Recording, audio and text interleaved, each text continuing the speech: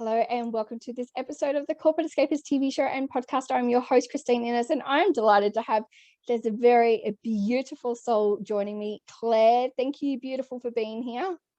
Hi, thank you for having me. I'm so excited. I actually think we're going to have an amazing conversation. We've been literally messaging each other on Instagram, and I've been finding out lots and lots and lots about you, and I'm actually really excited. But before we dive in, because I have a habit of getting run away with stuff, so I'm going to hand it over to you, beautiful. Introduce yourself to our audience, and then we'll dive in deep with some beautiful conversation.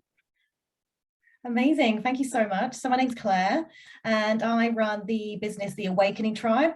I'm a shamanic healer, and I'm a mind, body, and spirit practitioner. So what I do is I help people guide through their trauma. So I help a lot of people, especially women that have been sexually assaulted or gone through domestic violence. I do help men as well, but predominantly women. And I guide them through a journey of their healing journey to come back to self. So as you're probably already aware, trauma can live in the body on all three levels. It's a bit like a scratch in a vinyl. So this scratch in the vinyl is the trauma, and what can happen is the pin goes round, it's triggered, and we're triggered into our trauma again. So in our life, that could be a scary moment, it could be someone screaming at us, it could be a bag in the kitchen, it could be anything that could be your trigger, and that can take you back to that traumatic or emotional moment. So I guide and help my clients to release the trauma from their mind, body, and spirit. So the mind, it can live in there as a memory, the body, it can live in there as an experience, and the spirit, it lives in there energetically. So it's my job to coach you through and help you release that trauma. Oh, I love what you do, because look, I mean, trauma can be in so many different degrees, I guess. And, I believe that everybody suffers some type of trauma in their life. And, 100%. It's not until you deal with it and release it, can you really start to fully, live your own life, because you're held on to something that is trying to define you, which shouldn't define you. It should actually allow you to be embraced and move forward. Yeah, definitely. I mean, the reason and how I got into doing this work was from experiencing my own trauma. So 12 years ago in the UK, I was sexually assaulted. And during that time, I went into a very, very deep depression. I became addicted to drugs, alcohol, anything to escape the pain. I had debilitating anxiety. I couldn't even leave my house. I lost my job. And I did actually try and commit suicide. So it was a really dark time of my life. I managed to turn it around after the suicide attempt. I decided to leave the UK and come to Australia. And although that was a fresh start, I never faced my trauma. So I was really living with all these wounds, pushing them all down, not acknowledging them. So on the outside, I was this functioning human. And on the inside, I absolutely hated myself. I couldn't look at myself in the mirror. I had an awful eating disorder. I was deeply depressed and just putting this big mask on constantly. My relationships are going through these same toxic patterns, and it was all just too much, and I ended up having a massive breakdown. And so began my spiritual awakening, my healing journey, and discovering all my healing gifts and becoming to where I am today. So it hasn't been an easy journey. Definitely wasn't a nice linear line. It was very much a roller coaster ride, but I wouldn't change it for the world. Yeah, and I think that's like when you were sharing your story with me, that really connected with me, because a lot of the times, and I say this to so many people, is the fact that we have choices in life, and part of that choice could be that we can sit there and hold on to something, or we can actually go through the healing. And the healing is actually the hardest part, because it's easy to hold on to something, but when you want to let go of something, to release it and to fully release, like what you've been able to do and what you teach, it's not just something that you do for 3 weeks or a month. Like, it is a lifelong process that you're constantly doing. Oh, definitely. The spiritual awakening, or the healing journey, as I like to call it, is something that's a day-to-day practice. And although my life is a lot easier now. I'm happy, I'm in a good place, I don't have an eating disorder, I'm secure in who I am. The journey for me has been a journey back to myself. And that's what I always say to my clients and the people I work with. This is a journey where you're dedicating to you. It's a journey back to self, the journey to self-love. Because without that self-love, we can't have a healthy relationship. We can't sustain a healthy lifestyle, because there's this residual hate or dislike or disdain for ourselves, and it becomes toxic within us. And one of the biggest things I found going on the journey, and when I do work with other people, is that we get attached to these labels, Christine. We get attached to these labels of trauma. So, you know, I'm a sexual assault survivor, or I am a domestic violence survivor, or, you know, I'm a drug addict, or I'm an alcoholic. And these labels don't define who we are. Yes, they were part of our lives. Yes, they're an experience that we had, but they don't have to be our future. They have contributed to our story so far, but there can be a different future. There can be a different path to follow. And once you start looking and exploring and moving away from that path and taking away the labels, a new life can begin. Yeah, it's the most powerful thing. And you know, I've been through a lot of healing myself, and you know, leaving a very toxic marriage. And you know, obviously part of the other thing was, you know, saying that I've had to file for bankruptcy and actually owning that. And I think part of the journey of, you know, healing is owning your story, and whether or not you say it to the world like I have, you know, and shared it, but it's owning it yourself, because when you own it, nobody can take that away from you again, because it's yours and you can step into it. Absolutely. I think they can 100%. You need to be owning that story and owning what happened to you, acknowledging what's happened to you. I do find that some people can get stuck on that label though, and it can also be like a part of their identity that they're kind of scared to let go of, because it's this unknown of the future. So all they've ever known maybe is this, whatever's happened to them, like, you know, the bankruptcy or sexual assault or violence or emotional abuse or whatever it is that's happened to you. It's actually quite scary to go, okay, I'm no longer that person. I'm going to step into this new person. And I do find that can be quite a journey in itself with people, is them learning to let go of that old and embrace and let in the new, because they're not too sure what that new is. Maybe their whole life they've never had another identity. That's been their whole life, and it's very scary trying to work out what you like and who you are as a being, especially if you've been in a relationship that's been toxic or abusive. You kind of lose who you are, and you come out of it and you're like, well, who am I? What am I going to do with my life? What do I like? What are my hobbies? And it's this whole journey of like, okay, what do I want? And it can be really, really scary. Yeah, I can so, everything that you say, I can so relate. I'm like thinking, going, oh my goodness, I had all these conversations going in my mind when that all happened. Oh my God, sorry, pop up in my screen. So, but the key thing is that, you know, you hold a very beautiful sacred space for people to be able to do that. And I just want to say also, firstly, congratulations, because, you know, you've taken something that is so traumatic and turned it into something beautiful. And now you're blessing others with your gifts and learnings. And I find that that is the most powerful thing that somebody can actually do. So I just want to say thank you. And, you know, I honestly am in awe of what you do. So thank you. That means so much. It really does. Thank you very much. yeah. I love what I do. I'm deeply passionate about helping other people and to help light them back up, to help them feel empowered in their own life again. It's the most rewarding work that you could ever come across. So, and I myself used to be in corporate world and working the 9 till 5. And I remember sitting at my desk many times going, oh my gosh, there's got to be more to life than this. What am I doing?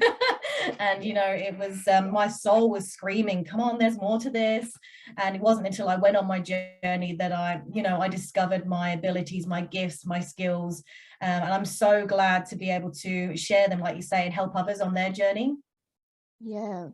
What's sort of like the most profound thing that you see in people when they, you know, from when they first start working with you to, I don't want to say to the end, because I always, you know, it's a lifelong process, But what's some of the profound things that you see people in the change within themselves?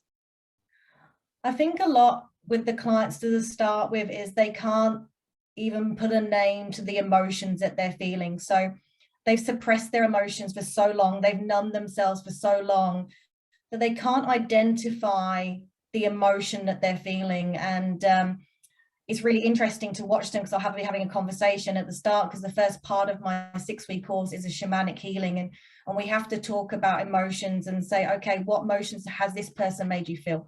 And so many people cannot identify the emotion. They're like, I don't know, I just don't like it, or, you know. And it's really interesting because they've shut themselves down so much, they've not allowed themselves to feel.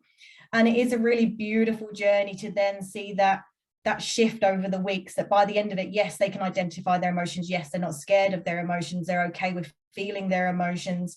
That's a really profound change from going from numb to actually, okay, this is life and I'm enjoying and I'm loving it. You know, I've had clients that have, you know, don't want to be here anymore. They're at their wits' end. They've gone to lots of other therapies and they're not finding the answer, which is, you know, it's incredibly sad.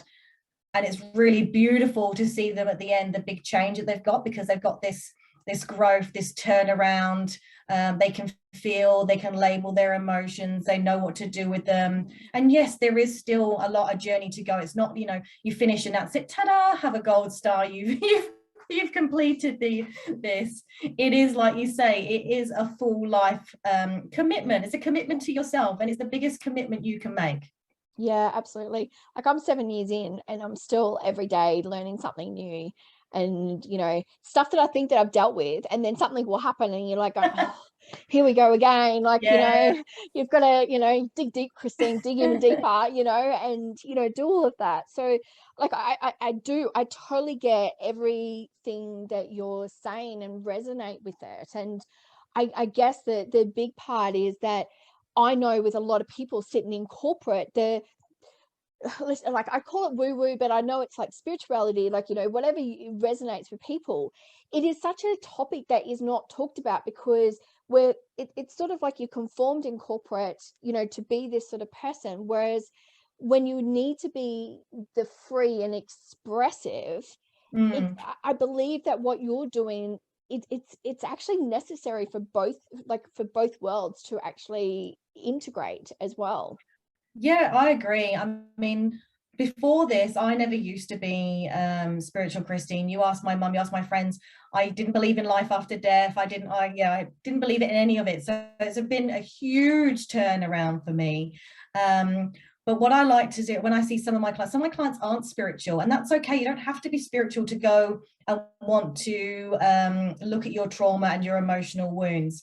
But what I do is, because I work on all 3 levels, so I am touching on spirit and body and mind, we are releasing that trauma on all 3 levels. So there doesn't have to be, you don't have to believe in, you know, afterlives. You don't have to believe in channeling. That's okay. Whatever you believe is absolutely perfect for you. But you have got to be committed to want to move forward from your trauma or your emotional wounds, because there is work in that. There's only so much as a practitioner that you can do. And as a healer, like, I'm not healing you, you're healing yourself. I'm just a conduit for the energies and whatever's coming through. So you are fundamentally in charge of your own healing and responsible for your own healing. So there has to be work on the other side for you. So, you know, the homework, the integration work, or whatever it is that you're being given by myself or your therapist, that's the main part, where you go away and you start reflecting, you start having epiphanies, you start shifting, you start moving. That's where the real work takes place. Yeah, absolutely. And I love what you said, that you really are sort of, you're like the guiding light for them, because the fact is that you have to do the work. I always say to people, you have to actually give yourself permission to heal first, because if you don't give yourself Yes. permission, and it's funny how I think that as adults, we forget to actually give ourselves permission. We forget to give ourselves permission to have fun, to live our Yeah. own life, instead of, you know, just following what everybody else is. So that whole permission basis, it literally is setting the foundation for the healing. Absolutely. And I think, you know, we're very much from a young age sort of with, you know, children should be seen and not heard. That's something my parents used to say to me, and I think that's quite a big thing from my generation. Children should be, you know, keep quiet, stay out of the way, do as they're told. And you're always asking for permission as a child to be you. You know, I can't be loud, mum's telling me to be quiet, I've got to act this way, I've got to sit at the table, you know, a certain way, whatever it is. All these manners, and don't get me wrong, the manners and behaviors are important, but we're stifling children from such a young age to be able to grow into the beautiful adult they want to be. And like you said, we grow up always asking for permission. We sit there really politely and we wait for permission.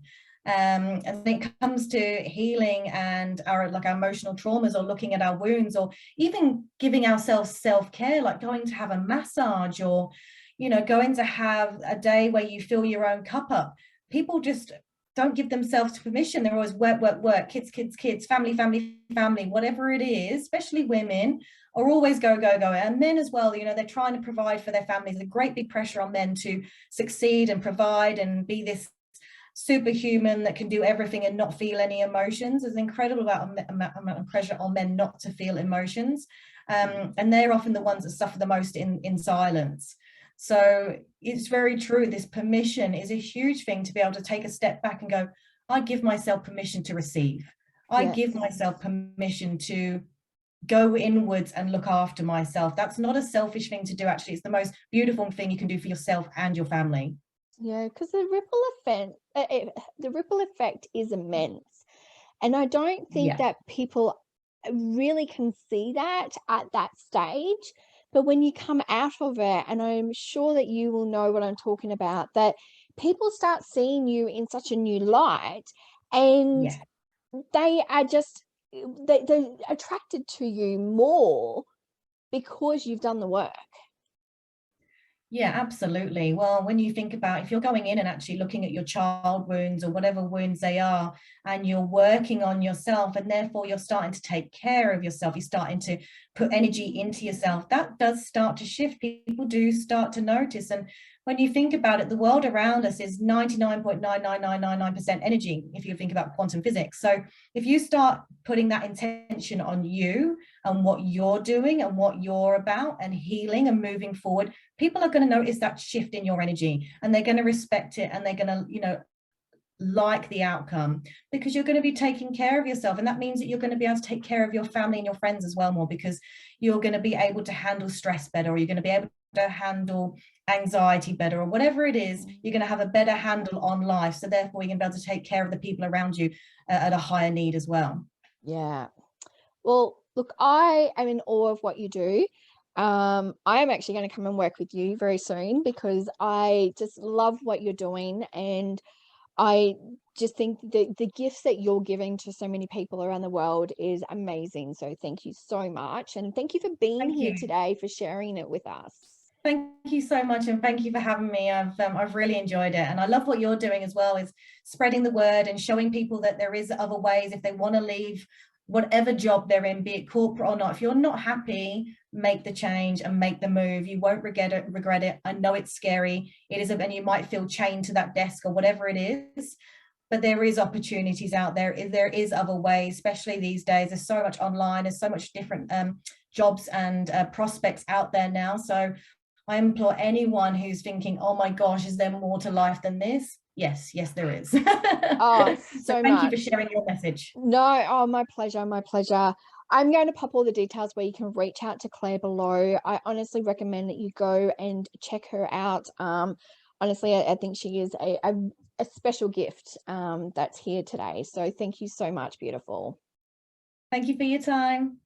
Thank you to everyone who has watched this episode. If you want to reach out to Claire, ask her any comments, pop them below. If you've liked this video, make sure you hit the like and subscribe button. And remember to live life to the fullest every single day. Love and light to you all. Bye.